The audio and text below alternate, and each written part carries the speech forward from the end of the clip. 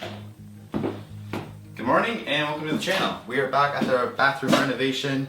I didn't film anything yesterday. I basically just skim coated the walls, a third coat, as well as patched in where the bulkhead came out of, which is right here. As you'll remember, in that bulkhead there were two pot lights, the old can style, so we didn't need that bulkhead anymore. We eliminated it, put some wiring in here where there'll be two track lights.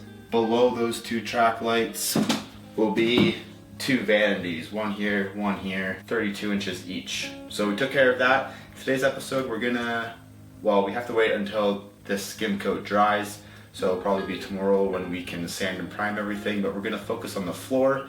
So looking a little closer at the floor, we opened up the floor to do our plumbing rather than put it on the exterior wall. So our plumbing is running in that joist space, that cavity. I've repatched it and fastened it properly so it's secure. But while I was doing that on the floor, I looked over and I visually noticed that it looked like the floor was dipping a bit. So I've given the floor a sweep. We're gonna give it a vacuum to make sure there's no dust or anything that my level could sit on. My straight edge that I'll use to see if there is a dip or not.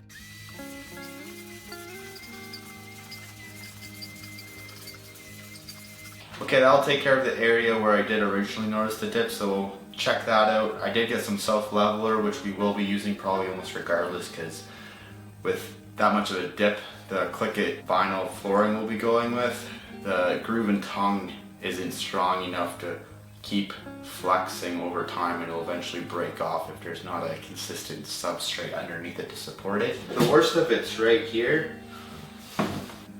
You can see it's touching here on the floor, and as we swing over here, there's quite a bit of gap, almost a 1/4 inch, and then it's touching on this side again as well. So there's a dip right here, all the way up to here basically. So I'll check a few more areas just to make sure I know what's going on. Although I have a pretty good idea.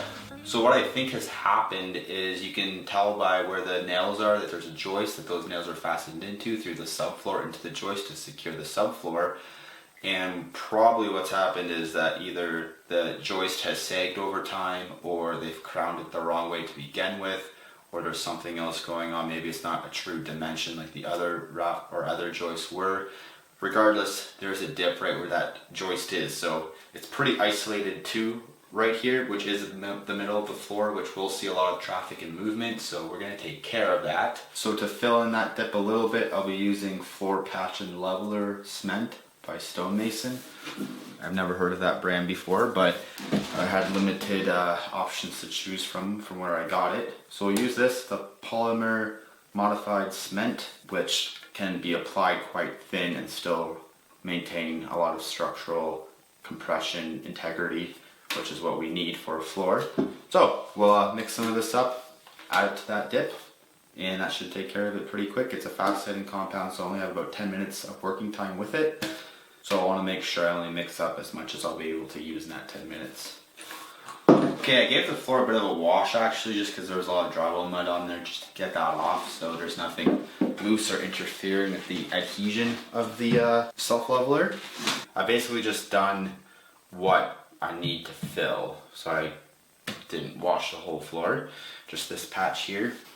The ratio is 3:1 with this stuff, so add some water.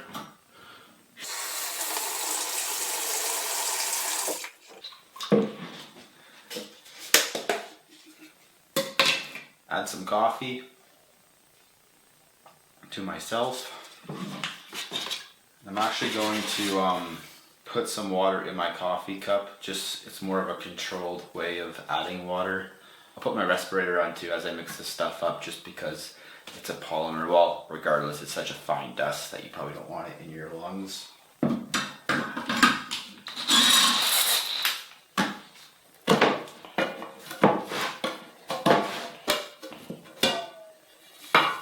Water's here, the powder is here. I have a clean bucket of water right here so I can clean my tools right away.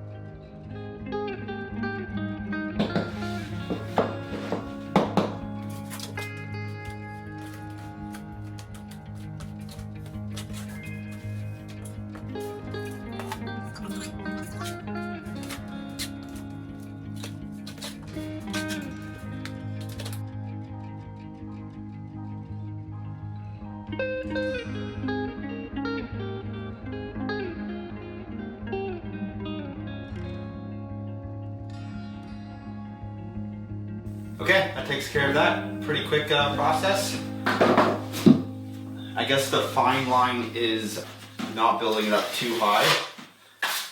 Just clean up my edges here. This stuff is sandable, but of course you want to avoid creating more work for yourself. So trying to get it in one coat while it's still wet. I do want to clean up my edges. I think that should be good. I didn't have a straight edge long enough to span from joist to joist, the 32 inches. So I did just use the 14 inch I think I have here. But I feel pretty good with that. I feel like we can clean up these tools before it hardens and wait for this to dry. It takes about 30 minutes and then a full 2 hours for it to cure. So pretty fast process. Okay, that self-leveler has skimmed over. It's a bit dry. It will probably need, yeah, full like 2 hours to fully cure, or to the point where I can walk on it at least. So that takes care of patching this floor in. So that'll do it for today's episode. Thanks for watching. I'll see you next one.